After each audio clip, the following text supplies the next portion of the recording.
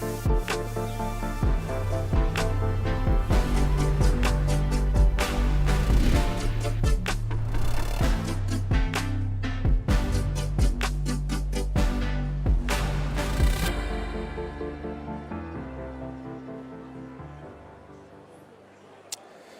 and gentlemen, welcome to this very important event, Regional Collaboration Centers to Accelerate Climate Action and the Implementation of the Paris Agreement.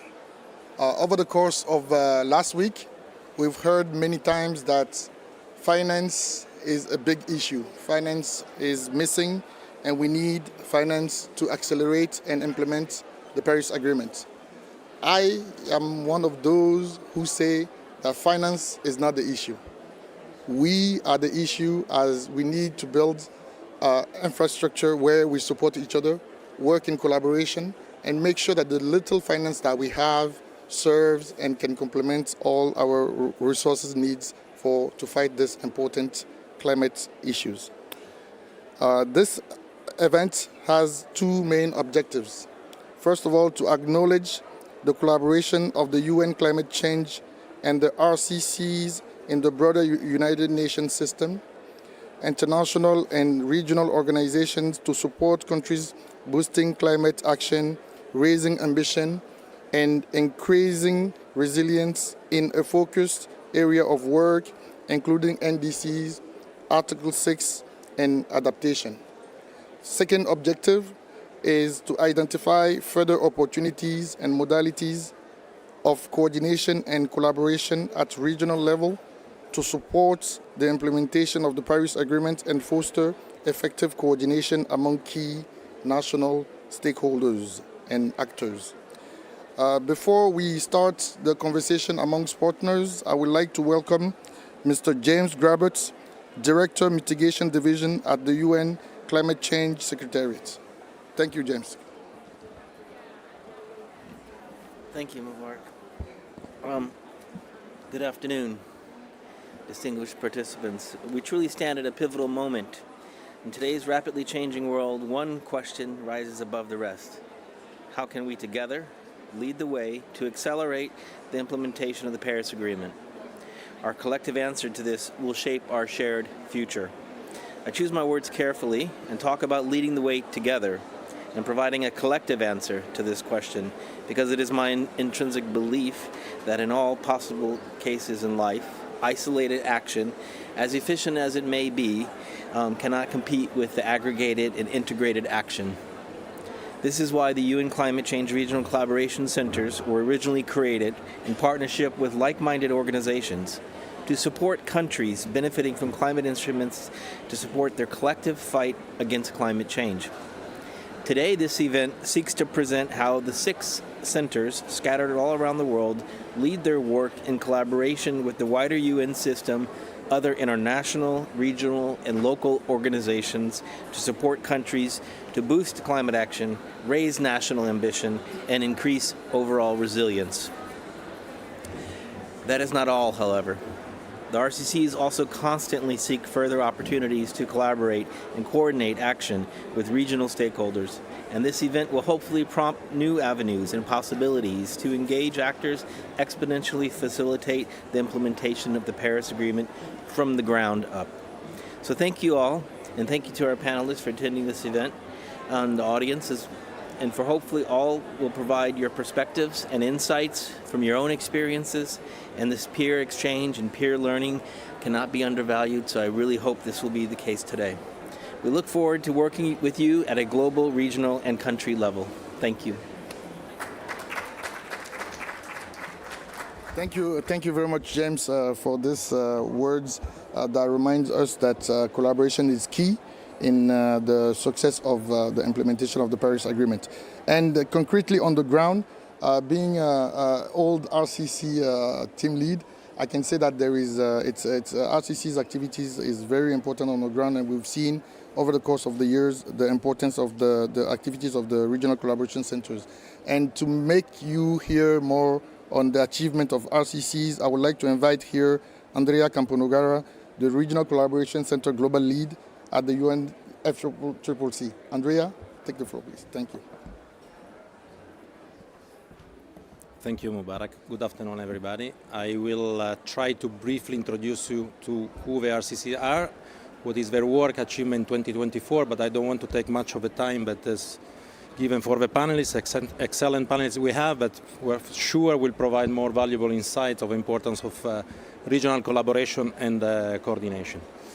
You may, for those who don't know the RCCs, the Secretariat established 6 regional collaboration centers across the globe to provide support to countries with their participation in mechanism and processes established under the Convention and the Paris Agreement.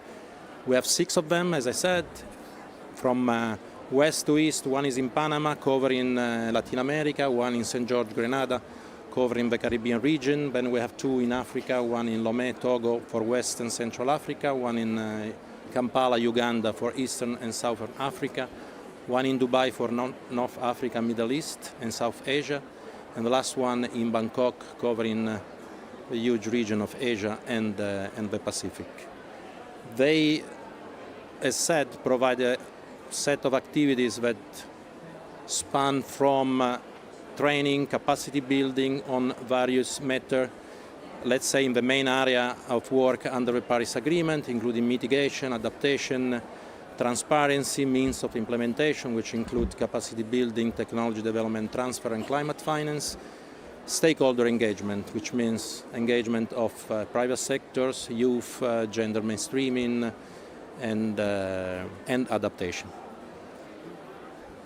What we did in 2024 in numbers, some say that numbers speak the truth, however that are usually manipulated, but believe me, these are a bit underestimated. So we work a lot in 2024. It was a really intensive year, and we provided over 120 capacity building opportunity in terms of events, in terms of webinars, in terms of regional dialogue, and in terms of in-country training or workshop. We managed to cover more or less all the developing countries under the Paris Agreement, and we engage with over 80 partner, regional organization, international organization.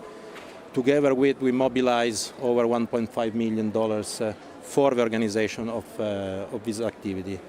We develop also knowledge product, but maybe to the next slide we can give you a sense of for what concern events, we covered, as I said, more or less our area of focus was in 2024 NDC Article 6. We strengthen our support on adaptation, and we are planning to further strengthen adaptation in 2025, but we touch upon also climate finance, on transparency in connection with the NDC discussion. And we try to also to bring into the NDC discussion private sectors and other actors which are active in the region. Next slide. As I said, knowledge product. We are constantly communicating with the regional stakeholders through our bi-monthly newsletters, where we try to inform on the outcome of the COP, outcome of the June session, and any activities relevant to the area of work, our area of work. We produce our annual report, but we also produce regional analysis. We are producing in Africa a couple of carbon pricing study for West and Central Africa.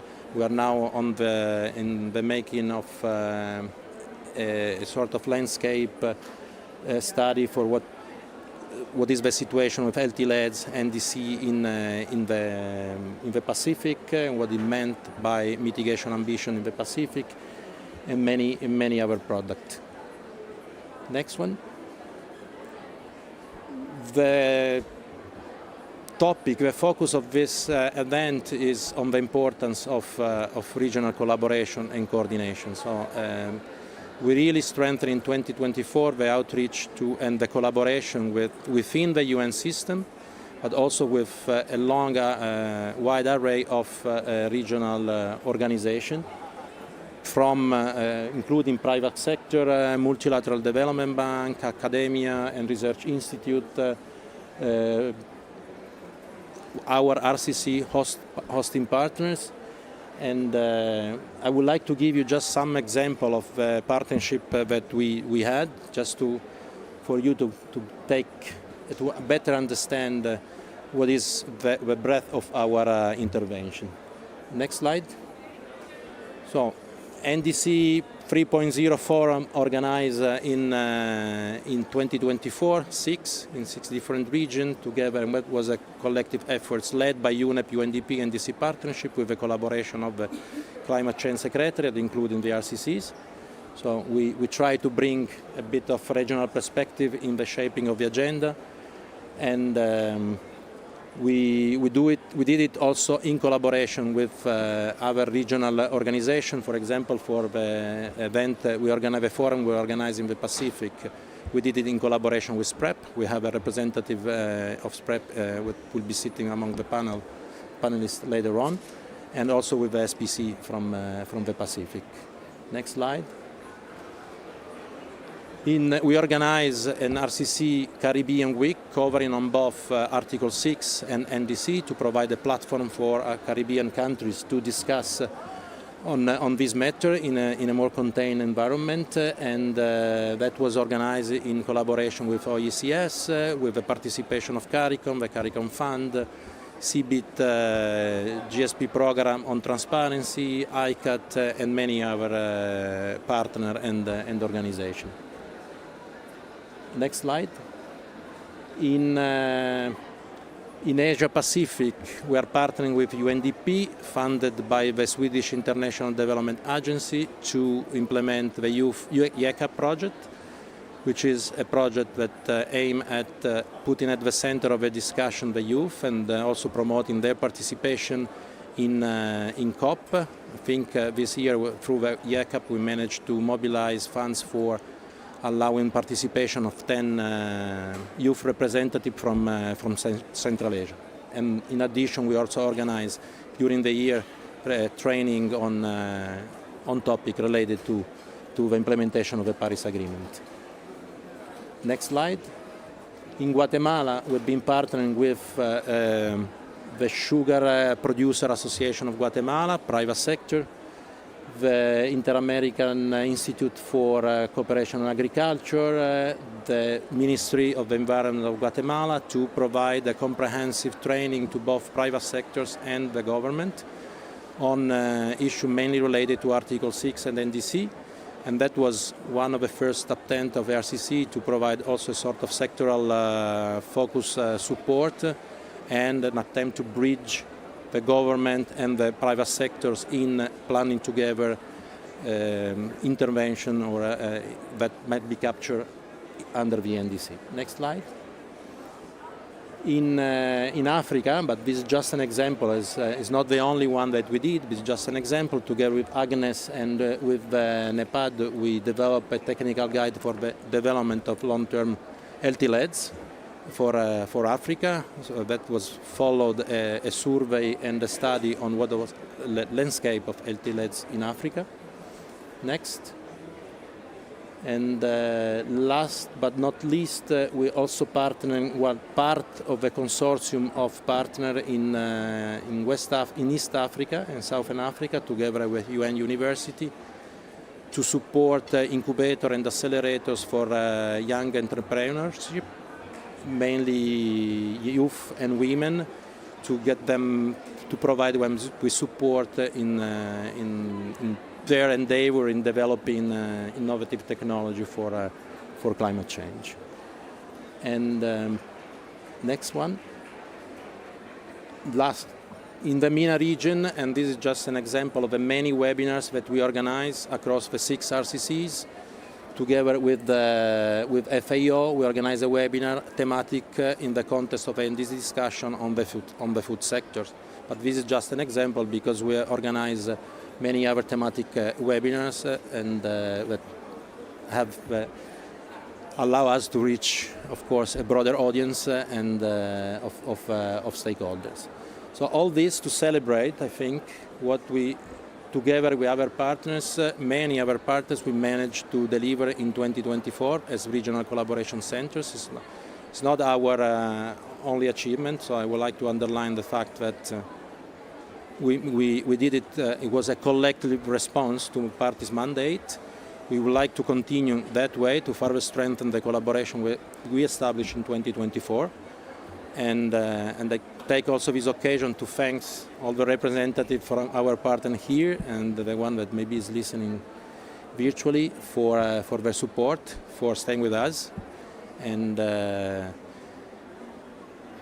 we've been here a lot during the discussion at COP that coordination is important, particularly between UN agencies, but also at country level, between relevant actors. And this is, I think, is going to be the topic of the panel discussion that we are having in a few seconds. Thank you very much for your attention. Over to you, Mubarak. Thank you very much, Andrea, for this presentation. We've heard a lot about collaboration, coordination, and I think during the course of this COP, we've heard a lot talking about how can we synchronize activities at country level, country platforms, and with this discussion, we will have important stakeholders that have been presented in the slides that Andrea showed us earlier. Our panelists, and I would like to invite here Jennifer Baumwoll. She's acting director of UNDP Climate Hub and head of climate strategy and policy, UNDP Climate Promise. Please come to the stage. I would like to also invite Mire Atala, Chief Adaptation and Resilient Branch within UNEP Climate Change Division. Thank you. I would also like to invite Manfred Cooper Castro, Chief Sustainability Officer at the Central American Bank for Economic Integration. Thank you very much. Also, would like to invite Stefania Nawadra, Director General Secretariat of the Pacific Regional Environment Program. And last, James Murumbedzi, Chief Climate Change Section at the Technology, Climate Change and Natural Resources.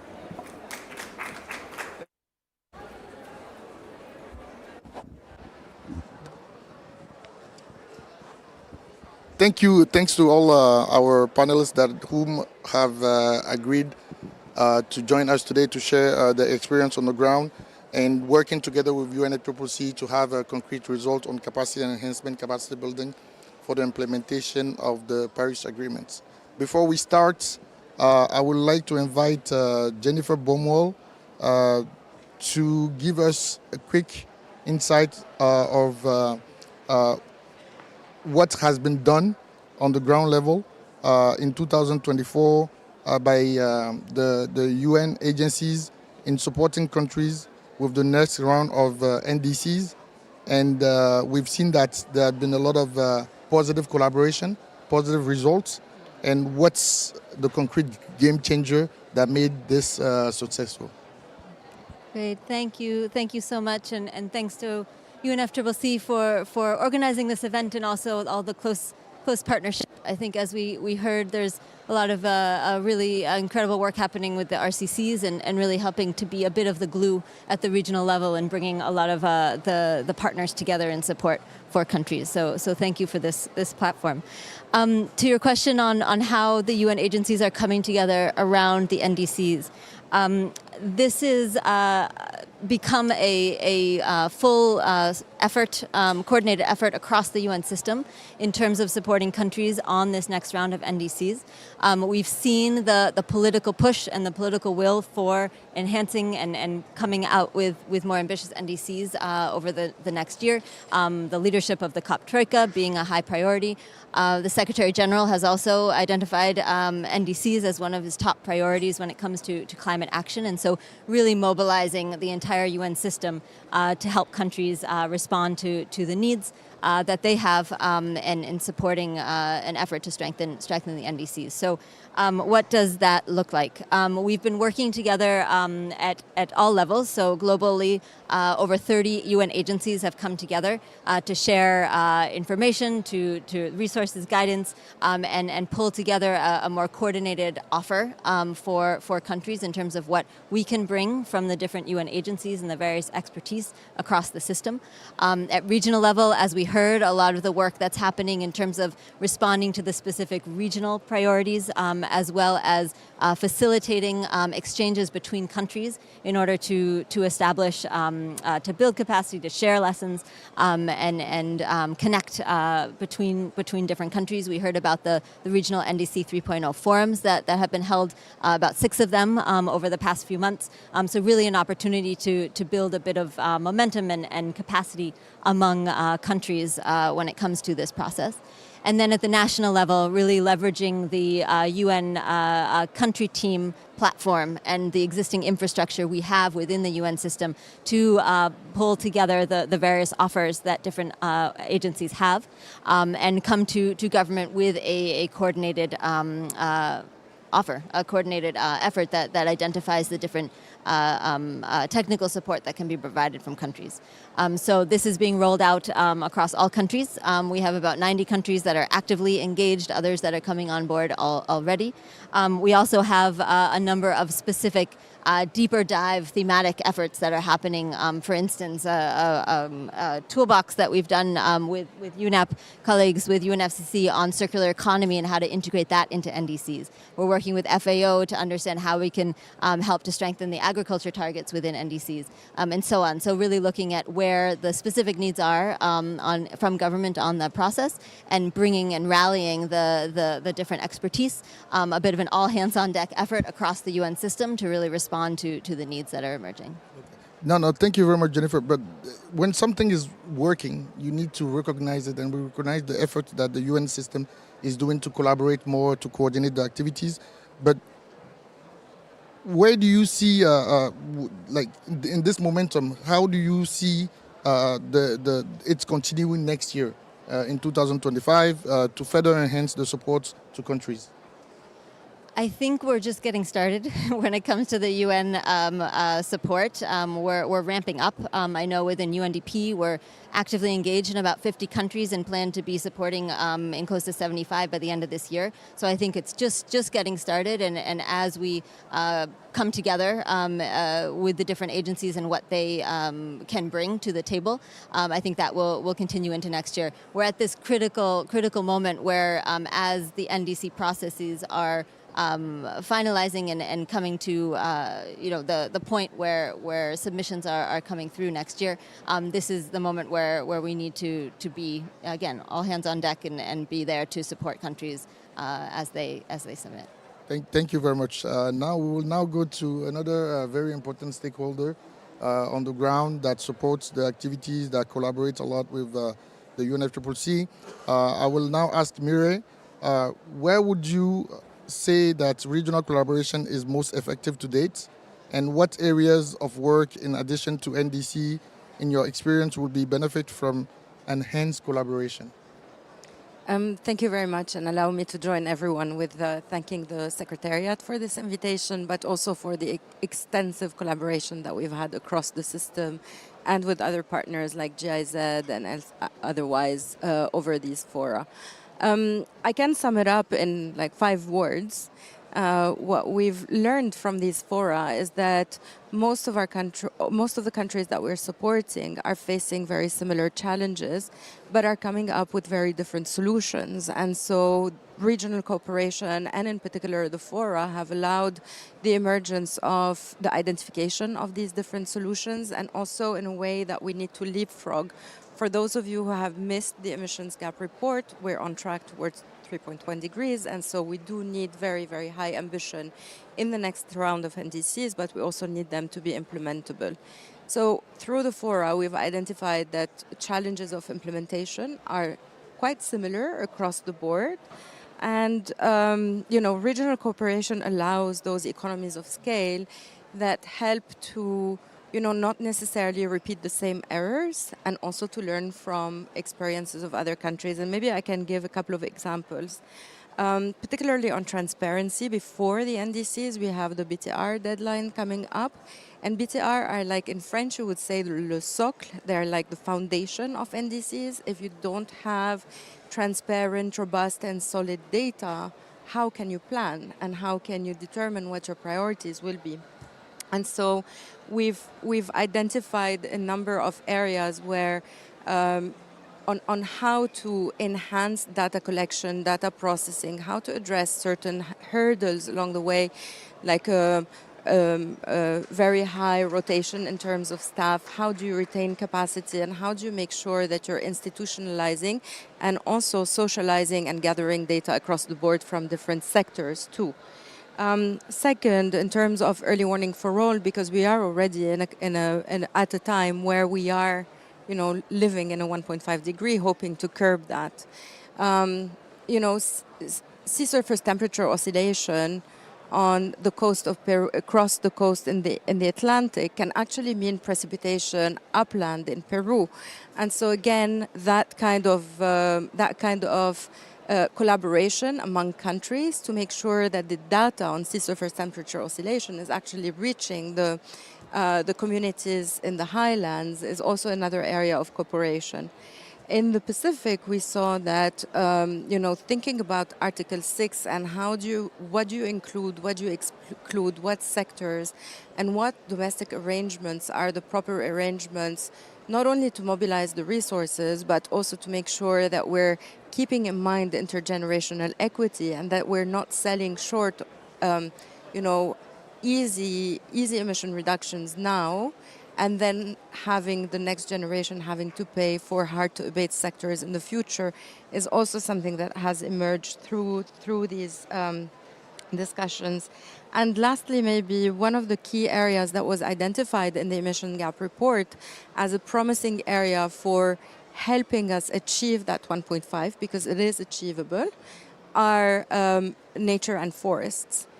Nature and forests, by definition, are transboundary ecosystems that require transboundary and regional cooperation.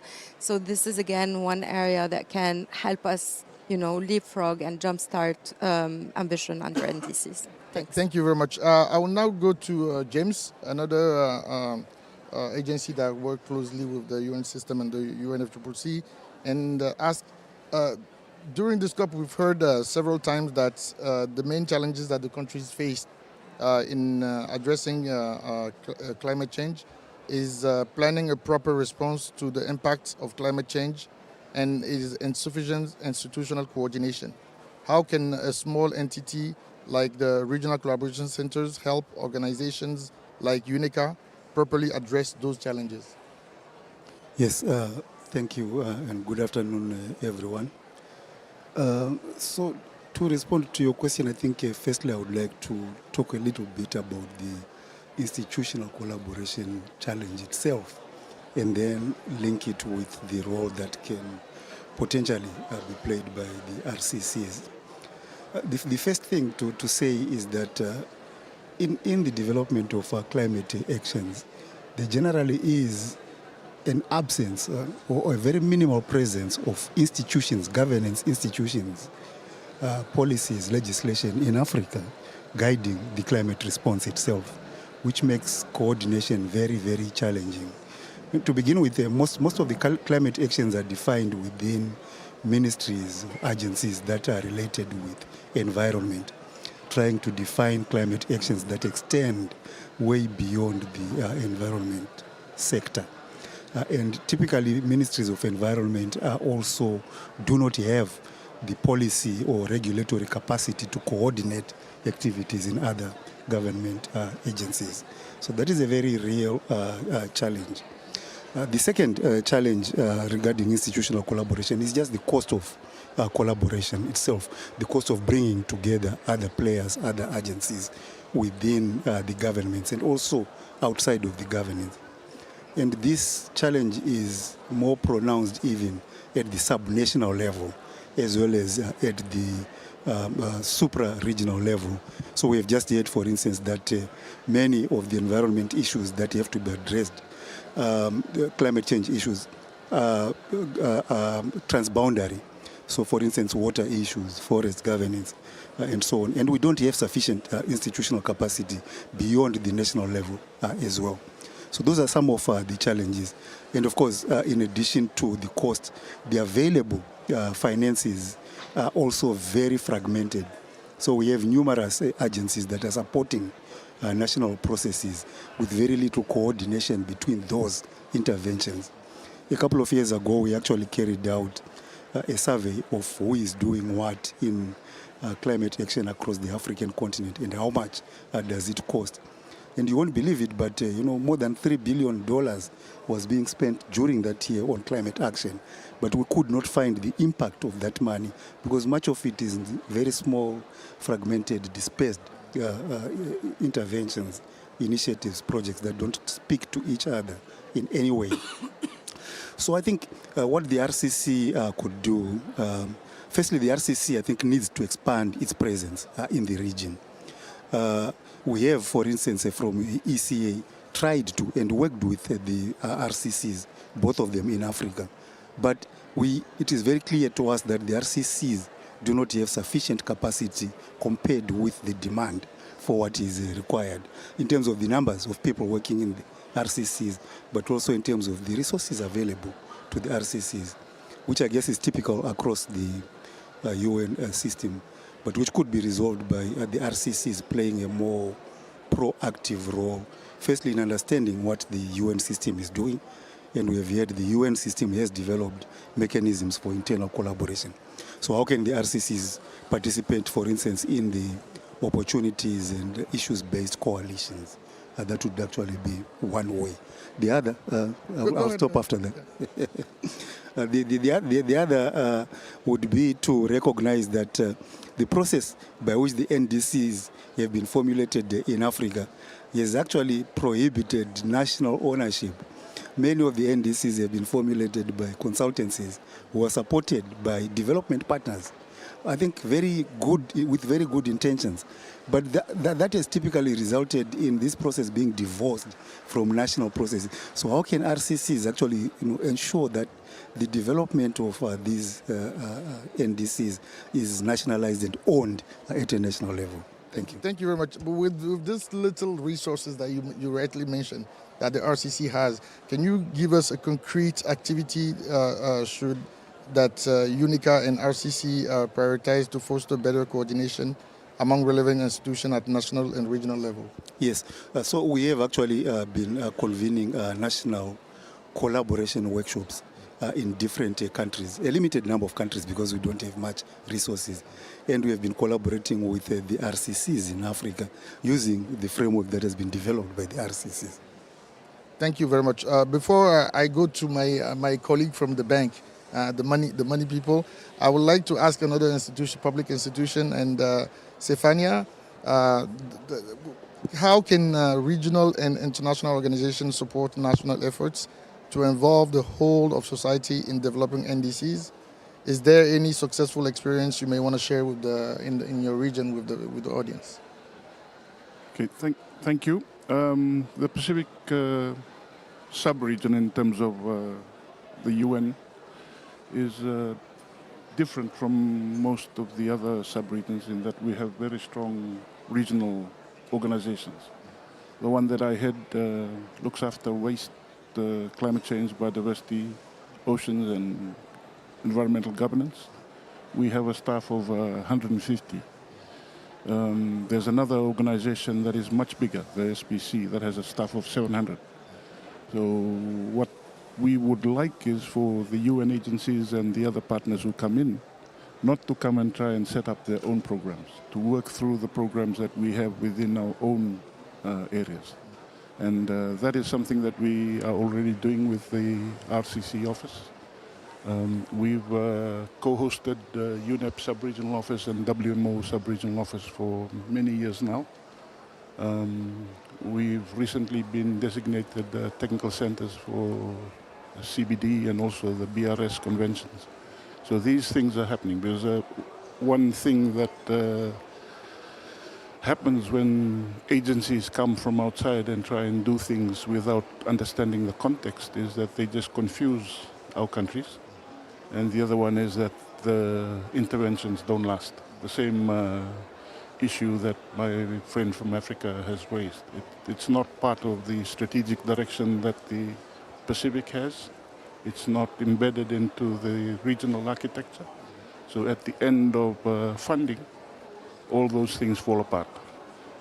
So what we need is long-term programmatic strategic approaches that are embedded into the regional or sub-regional architecture that we have in place.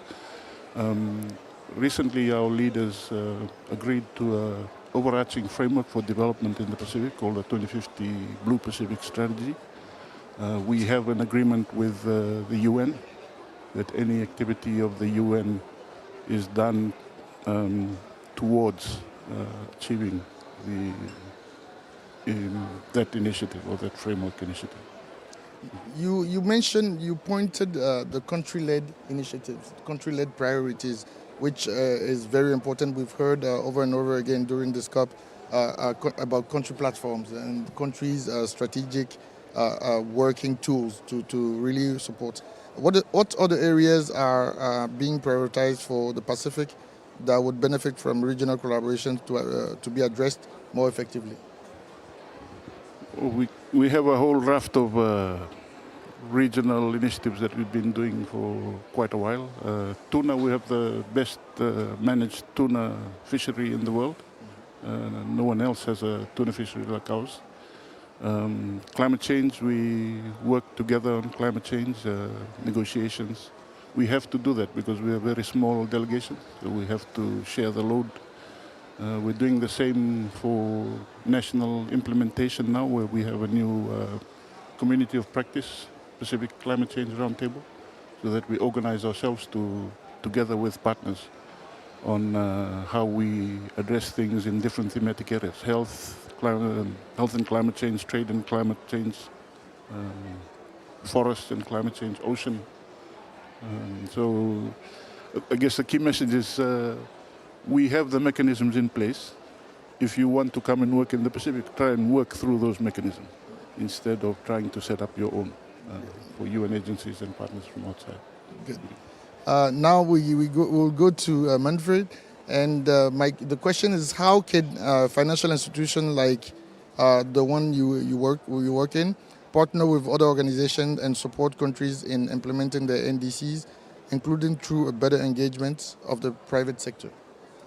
Well, first of all, thank you for the invitation and to participate on this panel. Let me tell you who is CABEI, because many of you doesn't understand who is CABEI. CABEI is the Central America Bank of Economic Integration. We are the most relevant multilateral development bank for the Central America region, providing almost 50% of the multilateral financing that it receives. We have 15 member countries, 5 founding members that are Costa Rica, Nicaragua, Guatemala, El Salvador, and Honduras, and 2 non-founding regional members that are Dominican Republic, Panama, and Belize. And then we have non-regional members: Spain, Cuba, Republic of Korea, Taiwan, Mexico, Argentina, and Colombia. We are also an accredited agency for the Green Climate Fund and the Adaptation Fund, and we're implemented projects with them. On how we can work on the countries to implement the NDCs, we're already working with the different ministers of environment and with the different climate change directions in the different countries that we represent, finding different or looking for different projects that can be implemented to on the short term and in the long run. We're trying to work on how really to measure the projects with robust methodologies that we can really see the impact that they're creating on the short term and on the long run. Let me see. Well, I think that's how we're working right now with projects on the Central America Bank, looking for those projects. All right, thank you very much. Now I will go back to Mire, and we've heard from everyone that collaboration is key, and we know that the UN Secretary General is pushing for more collaboration, more coordination within the UN agencies, but with other actors on the ground as well. What other actors are essentially to make the impact of collaboration especially greater? Right. So if I'm going to choose a single actor, I would say finance. Because, where money goes, action follows in principle. And in that sense, I'd like to, both the emissions gap report and the adaptation gap report have highlighted what is the finance gap in terms of climate action.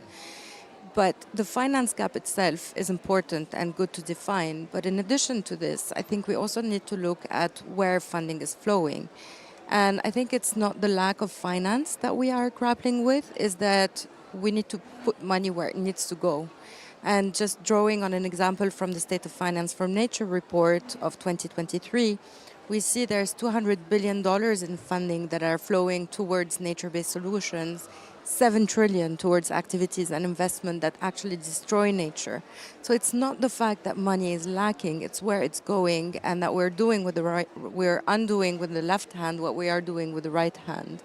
And those finance institutions, those investors, the critical actors, this is really where we need to change the direction so that we can tilt the balance, not only in terms of taking more commitments, more ambition, but also in terms of making sure that we're kind of aligning ambition with finance, and that it's really supporting the ambition that we need.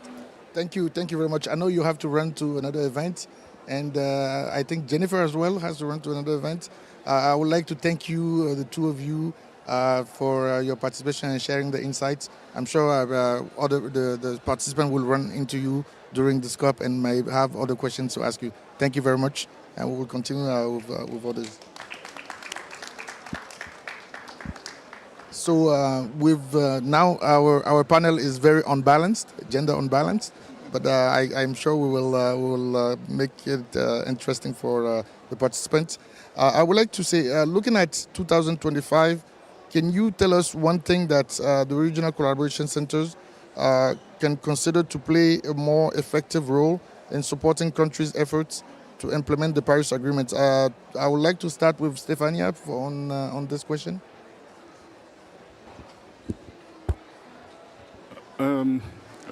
Financing, as was mentioned before, finding ways to do things more longer term, more targeted, scaled up.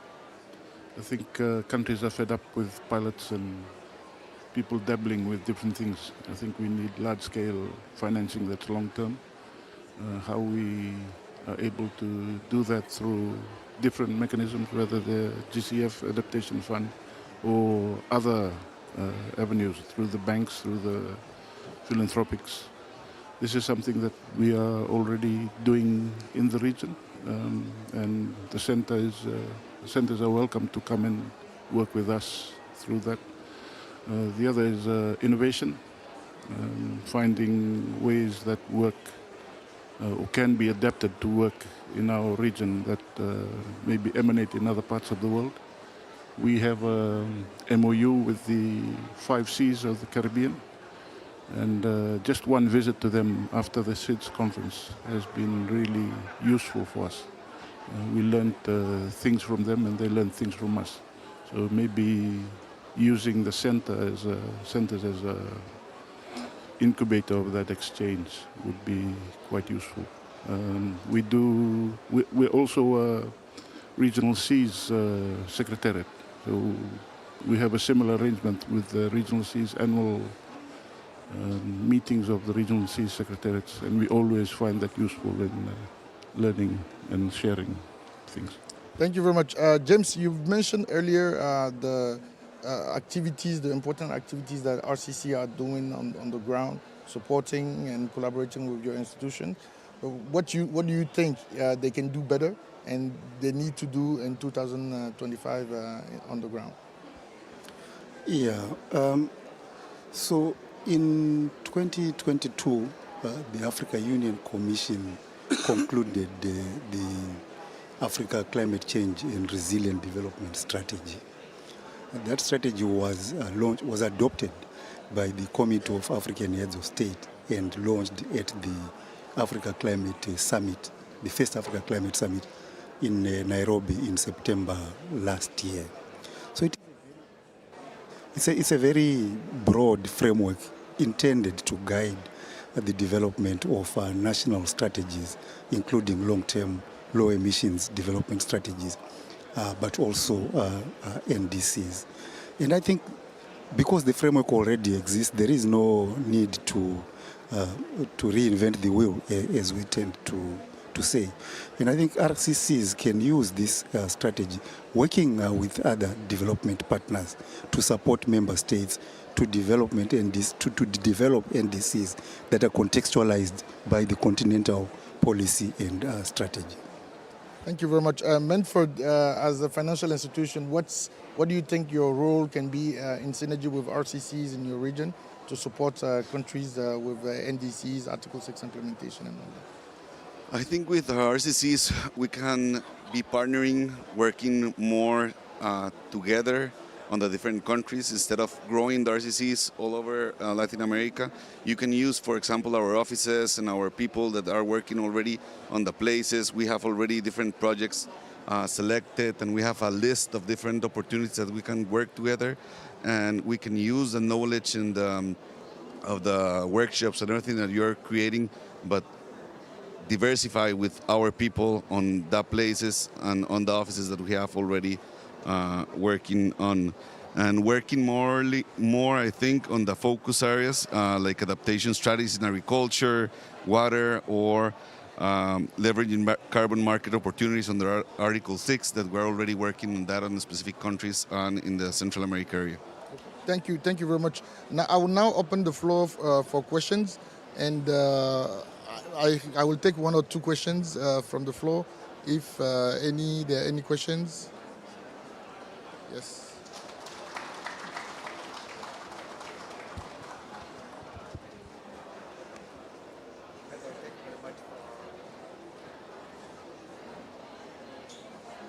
Hello. Okay. Yeah. Thank you very much for the amazing panel. I'm Francisco Melo from the ICA, Inter-American Institute for Cooperation and Agriculture.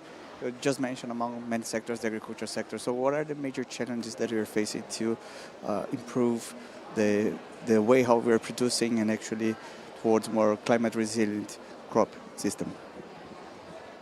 Specifically on agriculture, I think the main issue is to find, from our perspective at CABE, it's to find regenerative projects that really can be measured on the long term and not to create initiatives that are going to be implemented only on the short term. Our main issue is that right now the governments are looking for projects that are going to seek for results on the short term, but are not going to be sustainable on the long run.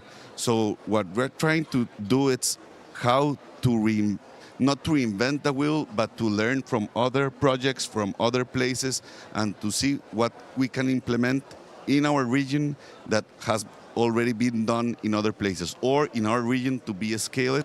For example, in coffee in Costa Rica, or in some places that we have been doing very interesting projects that we can take to all over the place.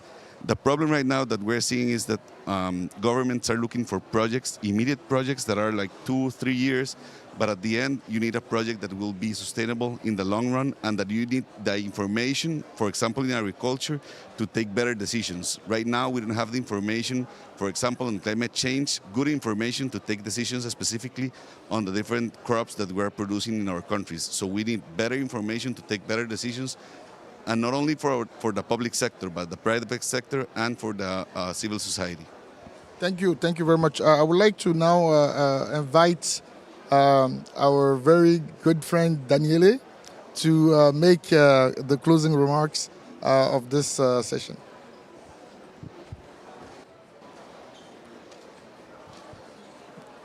Can you hear me? Yeah, okay. Thank you, Mubarak, and good afternoon, all of you. No, I'm quite glad to have the opportunity to listen a part of the discussion, because what I had in mind to say is really to reflect what are the priorities of the countries on the ground, regional priorities, and how these are aligned with both what is the process demanding, but also what the Climate Change Secretariat is doing. So I guess starting from the NDC support in preparation and implementation, but also the key issues that are being negotiated here in Baku, no? The NCQG, so the overall climate finance landscape, as well as the Article 6 final agreements, this will boost even more the need of this regional collaboration with countries. I think all of us understand the importance of these partnerships creation, building partnership and using them to respond to the needs that are really coming bottom up from those countries that are requesting the support. So for us, it's simply to thank all for being engaging with the RCCs, thanking all the RCCs partners and our teams in the RCCs for the excellent work, which has been growing and growing. And I can imagine that can only grow if the outcomes of COP29 in Baku are those that we are all hoping for and expecting. So it's a matter of continuing these conversations, bringing them to the next level, and having the opportunity for us in particular, to be able to support countries to their needs and build a stronger partnership. So thanks again for being part of this conversation. I look forward to continue later. Thank you. Thank you very much. Thank you very much, Daniele. Thank you all for participating. I'm sure we will be able to meet each other again and then collaborate, continue the discussion. Thank you guys, and have a nice rest of your day.